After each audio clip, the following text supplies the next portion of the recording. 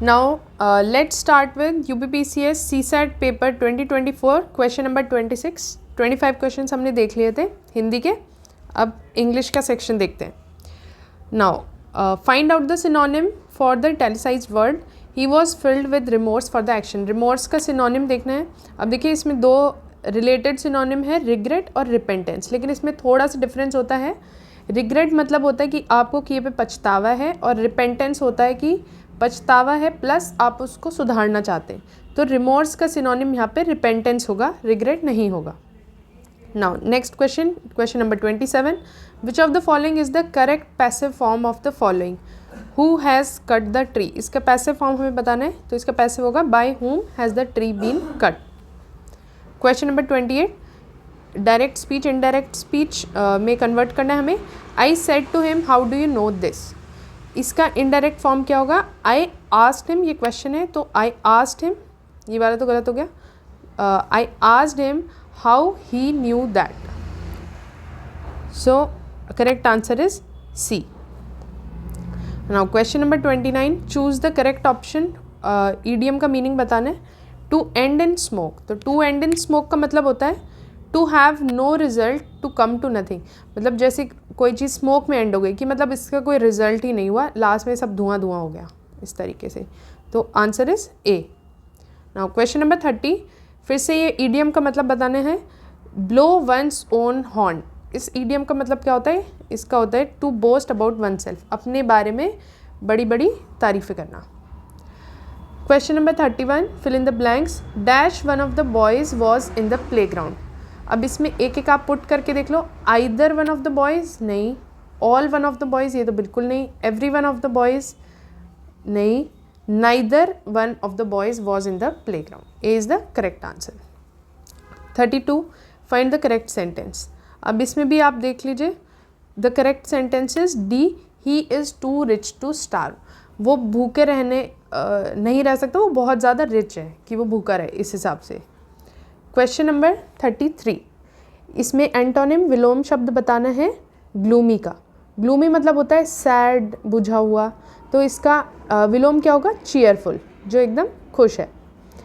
Question number 34, opposite बताना है, फिर से विलोम बताना है इनडिस्क्रीट का। इनडिस्क्रीट होता है जो बहुत केयरफुल नहीं है अपने वर्ड्स को लेके, या फिर मतलब केयरलेस एक तरीके से कह सकते हैं, या फिर कैजुअल। तो इसका ऑपोजिट होगा प्रूडेंट, जो बहुत नाप तोल के अपने शब्दों का इस्तेमाल करेगा। So answer is B. Question number 35, the art of beautiful handwriting is known as calligraphy. ठीक है। Question number 36, choose the correct alternative which replaces the given statement. Anything written in a letter after it is sign. एक letter पे sign होने के बाद अगर कुछ लिख रहे हैं तो उसको क्या बोलते हैं? Postscript. Question number 37, which among the following is a correctly spelled word. Correct spelling इसमें देखनी है, ऑब्लिटरेट वर्ड है ये, तो करेक्ट स्पेलिंग है this one. A is the correct answer. और ऑब्लिटरेट का मीनिंग क्या होता है? To destroy something completely. Now question number 38, fill in the blanks. Dash he work dash he failed. इसमें भी आप एक एक पुट करके देख सकते हो। करेक्ट आंसर इज बी, दो he worked yet he failed. उसने काम किया लेकिन फिर भी वो फेल हो गया। अब ये पैसेज वाला क्वेश्चन आ जाता है। लीडरशिप पे पैसेज आया था, बहुत ही इंटरेस्टिंग पैसेज, आप सबने पढ़ लिया होगा। Now let's see the question. Question number 39, the concept of leadership discussed in this passage is. अब देखो इस पैसेज में क्या था, लीडरशिप के बारे में बताया है कि लीडरशिप एक इमर्जिंग डिसिप्लिन है। ठीक है, लीडर का अपने फॉलोअर्स पे एक इन्फ्लुएंस होता है, और इन्फ्लुएंस का मतलब क्या होता है कि जो लीडर और लोगों के बीच में जो रिलेशनशिप है वो एक पैसिव रिलेशनशिप नहीं है, कि वो एक एक्टिव रिलेशनशिप है। आप लीडर अगर फॉलोअर्स को कुछ बोल रहा है, फॉलोअर्स भी उस पर रिस्पॉन्ड करे, तो एक वार्तालाप है, एक उसके बीच में कनेक्ट है।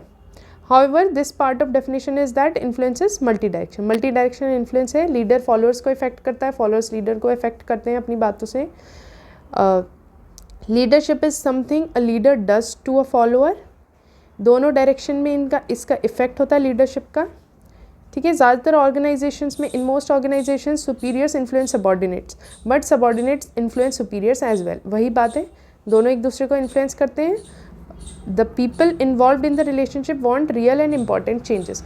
और ये जो रिलेशनशिप होती है लीडर में और सबॉर्डिनेट के बीच में, इसमें क्यों है ये रिलेशनशिप? ये एक एक्टिव रिलेशनशिप इसलिए है कि दे वॉन्ट सम चेंज, ठीक है, इसलिए किसी को इन्फ्लुएंस करते हैं।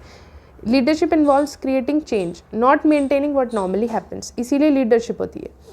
इन addition the changes sought are not dictated by leaders but reflect the purpose that motivates them.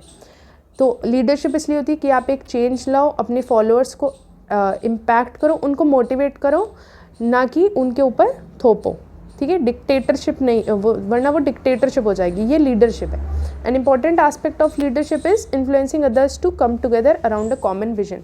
Leader का एक विजन होता है, वो उसको फॉलोअर्स के साथ शेयर करता है, सबॉर्डिनेट्स के साथ उनसे डिस्कशन करता है, और फिर वो लोग मिलके एक कॉमन गोल, कॉमन विजन बनाते हैं कि ठीक है हमें इस चीज़ के लिए काम करना है, और फिर लीडर उनको मोटिवेट करता है उस विजन को अचीव करने के लिए, for a better future, towards a desirable future. ये इस पैसेज की समरी थी। अब क्वेश्चन देख लेते हैं। The concept of leadership discussed in this passage, किस टाइप की लीडरशिप इसमें डिस्कस हुई है? तो वो है हॉरिजॉन्टल, जिसमें लीडर और जो सबॉर्डिनेट्स हैं वो सब आपस में बात करें हैं, डिस्कस करते हैं। Question number 40, leadership studies is an emerging discipline. Means emerging discipline का मतलब क्या है? इवॉल्विंग डोमेन है, ठीक है। अभी इस पे और रिसर्च हो रही है इस डिसिप्लिन के ऊपर। Question number 41, what should be the outcome of leadership action. Leadership का आउटकम क्या होना चाहिए? हमने देखा कि लीडरशिप किस लिए होती है? कोई बदलाव लाने के लिए। Movement towards common vision of the leader and the followers. बाकी स्टेटमेंट आप देखो, विजन ऑफ द लीडर नहीं, हमने देखा कॉमन विजन अचीव करना चाहते हैं, तो इसलिए अब देखो सेकेंड स्टेटमेंट क्या है? विजन ऑफ द मेजॉरिटी नहीं। Movement and strengthening of authority of leader नहीं, लीडर की अथॉरिटी से रिलेटेड कुछ नहीं, कॉमन विजन अचीव करना है।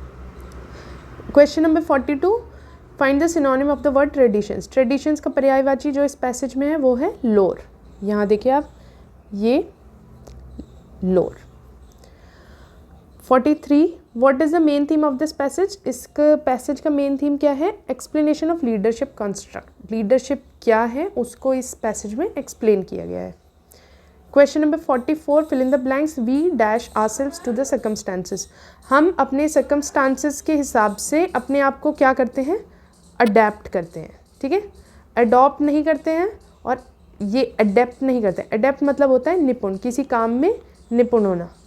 तो सी इज़ द करेक्ट आंसर। हम अडेप्ट करते हैं, उस माहौल के हिसाब से ढलते हैं। Question number 45, select the correct order of mending the puncture in a cycle tube. एक साइकिल ट्यूब है, उसका पंक्चर कैसे हम लगाएंगे, इसको करेक्ट ऑर्डर में हमें बताना है। तो करेक्ट ऑर्डर इज़ डी। पहले टायर और ट्यूब को हटाएंगे, वाटर में डिप करके चेक करेंगे कहाँ पे पंक्चर है, फिर उसको स्पॉट को मार्क कर देंगे, पंक्चर अप्लाई करेंगे, पंक्चर मेंडिंग का मटेरियल लगाएंगे पंक्चर को सही करने के लिए, फिर उस मटेरियल को ड्राई करने का वेट करेंगे, और लास्ट में टायर और ट्यूब को हम एक जगह साथ में फिक्स कर देंगे। So correct order is D.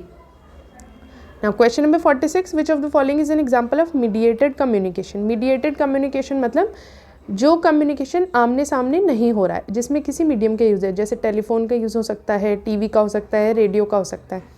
तो इसका करेक्ट आंसर है ए। एक newscaster delivers the weather report on 9 o'clock news. वो न्यूज़ पढ़ रहा है, मतलब टीवी के माध्यम से ये कम्युनिकेशन हो रहा है। Question number 47, role of a leader is defined by 3 circles of need. 3 circles of need एक मॉडल होता है, उसके अकॉर्डिंग देखो 3 सर्कल्स होते हैं ये, ठीक है। तो एक होता है टास्क, एक होती है टीम, और एक होता है individual.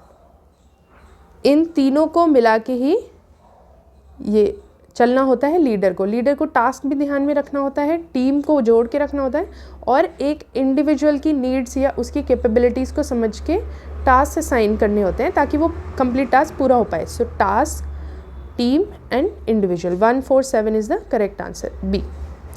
Question number 48, in a non-leap year it is Tuesday on 28th Feb, then what will be on 28th March। अब देखो लीप ईयर नहीं है, नॉन लीप ईयर है। लीप ईयर होता तो 29 डेज होते फेब में, नॉन लीप ईयर है तो 28 फेब को ख़त्म हो गया महीना। नाउ 1 मार्च से नेक्स्ट मंथ स्टार्ट हो, नेक्स्ट डे 1 मार्च होगा, ठीक है। अब 1 2 3 4 5 6 7, जब 7 आएगी डेट 7 मार्च, तो उस दिन वही दिन होगा जो 28 को होगा, ठीक है। ऐसे आप कैलेंडर बना के देख सकते हो, इस तरीके से कैलेंडर होता है, ठीक है। अब ऐसे ही जब 14 डेट होगी तो सेम डे होगा, 7 का टेबल आप पढ़ सकते हो, फिर 21, फिर 28, तो 28 मार्च को वही डे होगा जो 28 फेब को था। So correct answer is B, Tuesday. 28 Feb को ट्यूसडे था तो अब भी ट्यूसडे होगा। Question number 49, what are the examples of interpersonal communication. Interpersonal communication के एग्जांपल्स क्या हैं, जिसमें एक इंडिविजुअल से पर्सनल लेवल पे बात हो रही है, तो वो होगा जर्नलिज्म, ठीक है, पत्रकारिता। फिर लेटर राइटिंग, लेटर आप किसी एक इंडिविजुअल को लिखते हो। फिर कॉन्वर्सेशन, कॉन्वर्सेशन आप आपस में एक इंसान से करते हो। फिर इंटरव्यू, साक्षात्कार, ठीक है। तो 2 4 6 7 D is the correct answer. Now question number 50, the number of integers n satisfying this equation is. अब देखिए इसको हम करेंगे -n + 2 > 0 है, ठीक है।